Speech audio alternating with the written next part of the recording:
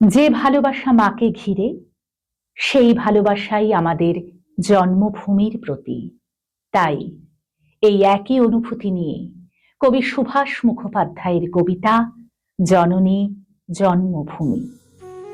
আমি ভীষণ ভালোবাসতাম আমার মাকে, কখনো মুখ ফুটে বলিনি। টিফিনের পয়সা বাঁচিয়ে কখনো কখনো কিনে আনতাম কমলা লেবু। শুয়ে শুয়ে মার চোখ জলে ভরে উঠত। আমার ভালোবাসার কথা মাকে কখনো আমি মুখ ফুটে বলতে পারিনি। হে দেশ, হে আমার জননী, কেমন করে তোমাকে আমি বলি, যে মাটিতে ভর দিয়ে আমি উঠে দাঁড়িয়েছি, আমার দু হাতের 10 আঙুলে তার স্মৃতি। আমি যা কিছু স্পর্শ করি সেখানে হে জননী তুমি। আমার হৃদয়ে বীণা তোমারই হাতে বাজে।